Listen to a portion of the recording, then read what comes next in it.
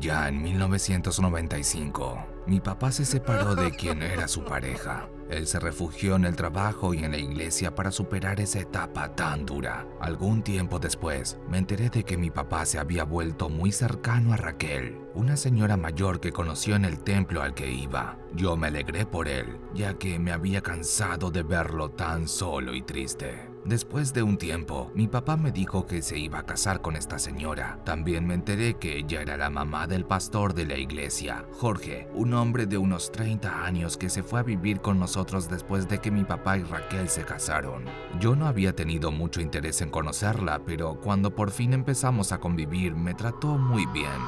Si bien Jorge y el otro hijo de la nueva esposa de mi padre no parecían demasiado amistosos, sí aceptaron el nuevo matrimonio de su madre. Por mi parte, poco a poco me fui acercando más a su familia y cada vez pasaba más tiempo en su casa. La primera vez que supe que algo extraño pasaba ahí fue una mañana cuando estábamos desayunando y Jorge le comenzó a decir que el diablo no la había dejado dormir. Aunque me pareció raro, no le di importancia. Tiempo después, mi papá me dijo que por la noche Satanás se le había aparecido y que no había podido conciliar el sueño. Además, me dijo que iba a quedarse en la casa de mi madre por esa noche para descansar.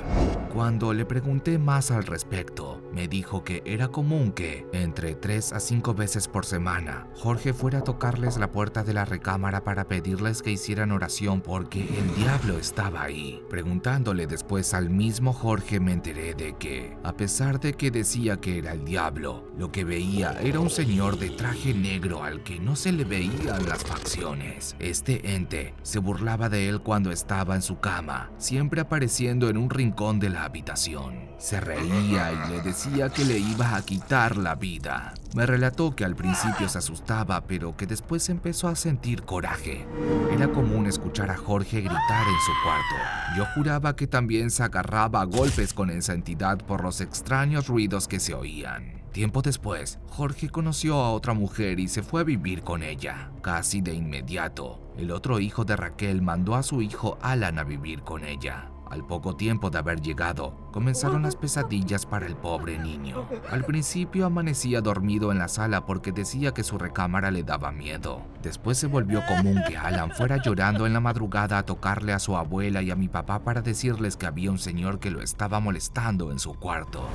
La descripción era la misma que la de Jorge, un señor todo de negro que se paraba en un rincón. El pobre niño me dio mucha pena y entonces comencé a hacerle compañía. Era común que me pidiera quedarse conmigo en mi casa y hasta me ofrecía llevarse su consola para jugar hasta la madrugada. En la escuela llamaban a cada rato para dar reportes y quejas porque no trabajaba y porque se la pasaba durmiendo todo el tiempo. Para mí era claro lo que le estaba ocurriendo. El pobre niño hacía de todo para no quedarse dormido en su cuarto. Jugaba videojuegos o veía caricaturas hasta las 5 de la mañana, siempre con la luz encendida.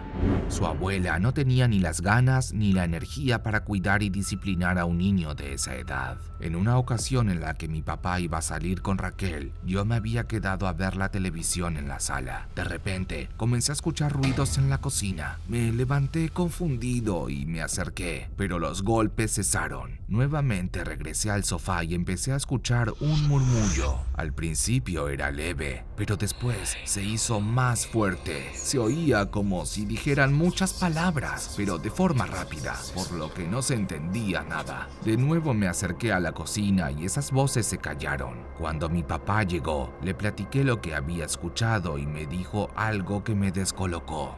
¿Y eso que no te ha tocado de noche?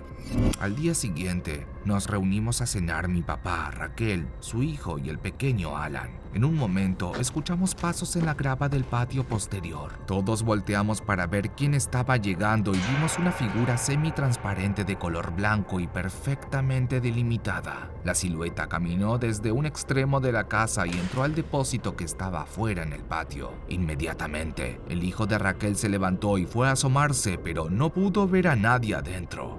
Algún tiempo después, le preguntó pregunté a la esposa de mi papá si no le daba miedo todo lo que pasaba ahí. Me dijo que tenía una edad en la que ya no podía asustarse por cosas como esa. Ya para ese entonces, Raquel comenzaba a sufrir demencia senil prematura y muchas veces no sabía si lo que veía era real o no. En uno de sus instantes de lucidez, invitó a un señor a tomar el té. Este sujeto era bastante mayor y se encargaba de llevar leche a los domicilios de la zona. Yo recién me despertaba de mi siesta y me puse a merendar con ellos. El señor me contó algunas cosas sobre la casa.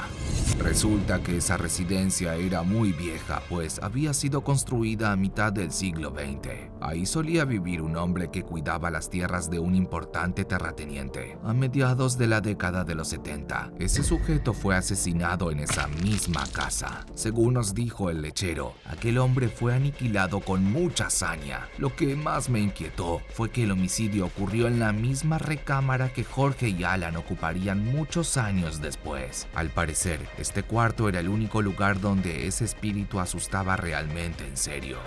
El miedo que provocaba ese dormitorio era tal que hasta se podía sentir contacto físico con lo que sea que estuviera allí. En el resto de la casa había actividad paranormal más o menos regular y a veces pasaban semanas sin que se escuchara o se viera nada. Después de conocer la historia de la casa, me percaté de cosas que antes no había visto. En aquella habitación, comencé a ver cómo la luz se encendía sola. Y no solo eso, ya que la puerta parecía abierta sin ninguna explicación aparente. Por ello, mi papá decidió ponerle un candado y cerrarla permanentemente.